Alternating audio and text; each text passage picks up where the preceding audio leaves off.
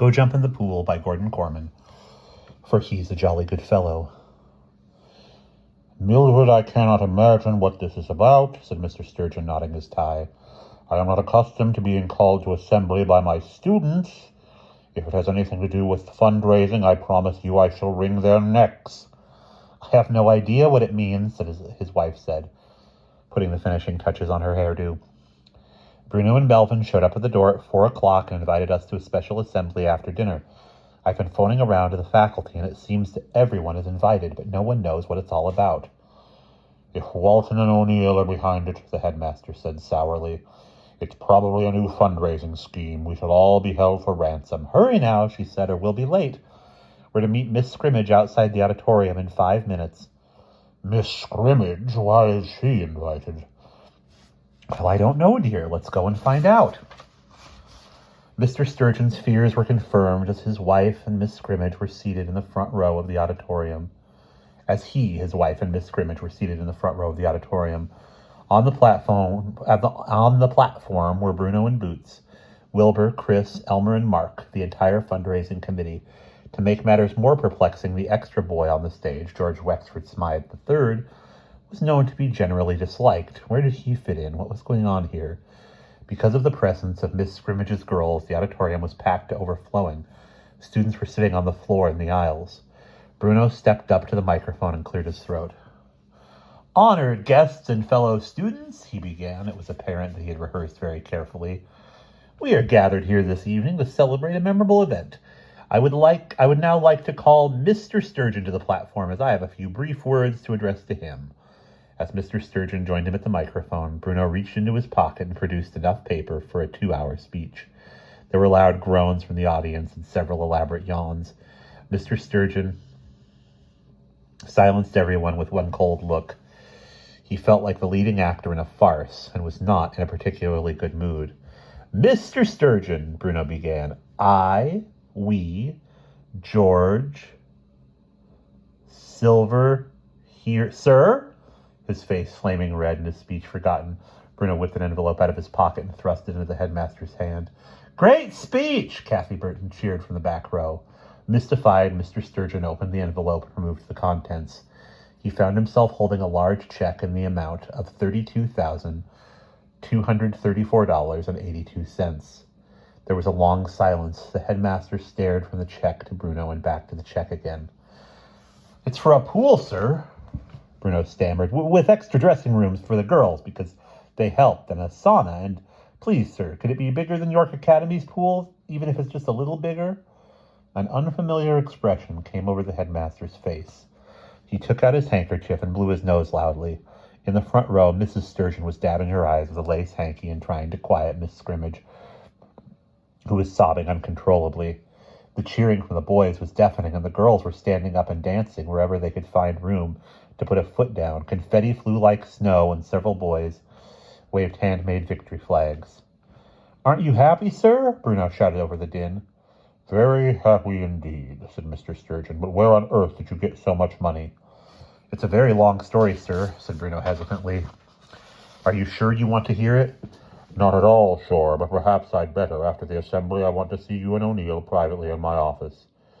Yes, sir, said Bruno, and we'd better bring George. Wexford Smythe III? Asked Mr. Sturgeon. I was under the impression that you did not even associate with him. George, said Bruno in surprise. Why, he's our best friend. He may look like a creep, but you can't judge a book by its cover.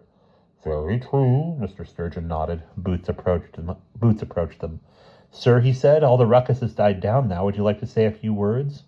Mr. Sturgeon nodded, blew his nose once again, and addressed the assembly. When I was called here tonight, I recall thinking that if this assembly had anything to do with fundraising, heads would roll.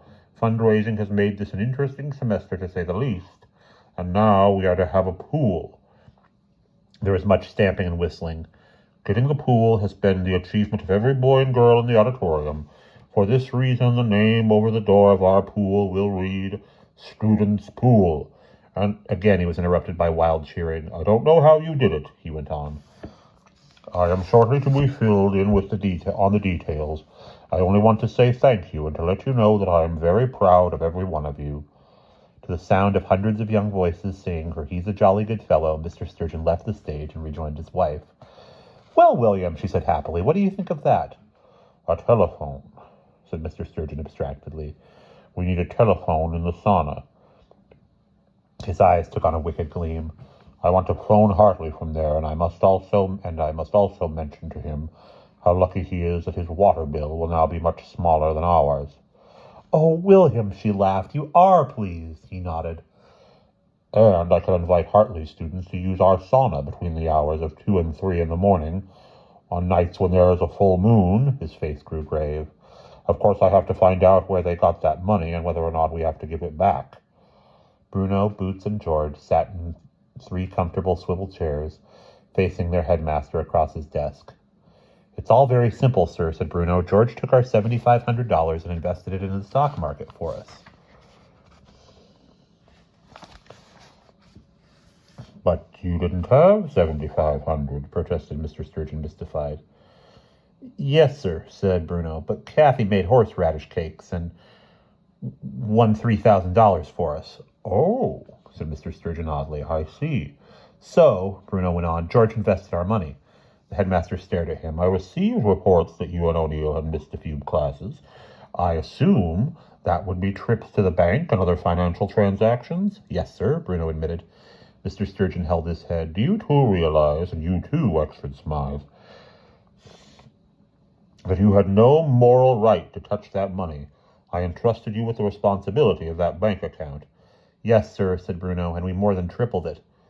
"Yes," said Mr. Sturgeon, "but you might just as easily have lost it." George sat bolt upright in his chair. "Impossible, sir!" he exclaimed. "There is science in the stock market. I had inside information on Lorelei mining from a reputable firm of geologists." "Lorelei mining," repeated the headmaster. "That was your investment? You knew about Lorelei mining before it happened? Why, that was the biggest—" He caught himself and fell silent. "Are you angry, sir?" asked Boots in a small voice. "Yes and no," said Mr. Sturgeon. "You see, I am afraid that this experience may have taught you boys that you can do absolutely anything to achieve what you are after. Life is not like that. There are rules. At some time in your lives, you will have to give up something you want very badly because it means to get it will hurt someone else. Do you understand?" "Yes, sir," chorused the 3 boys. "As for the money itself," said Mr. Sturgeon with a smile, "I could not be more pleased. I think under the circumstances that Wexford Smythe should be the first person to swim in our pool." "Oh, no, sir." "Oh, no, sir," said George quickly. "From a hygienic point of view, I feel pools are unsafe, and of course there is the ever-present danger of catching a chill." "Well, then," said the headmaster with a trace of amusement in his voice, "the honor should fall to the chairman of the fundraising committee. Bruno, you should be first in the pool." Bruno turned deathly white. "Me, sir? Pool, sir? But I don't know how to swim." And that is the end of Go Jump in the Pool, which was another fun read. I would happily continue reading that series. It is a little bit strange to me. I know that a teenager wrote it, but I couldn't tell how old the kids in this book were supposed to be, and it did seem a little bit weird that they did the strip show when they're all supposed to be under 16 at least, and in the first book I thought they were like 12/13 years old. So yeah, that was odd, but product of its time. And it was funny that they got their money through insider trading. But yeah, I would, if you guys want to read more Gordon Korman, just let me know. We'll do some of that. Plenty more coming up for 2023, and I'll see you in the next read aloud.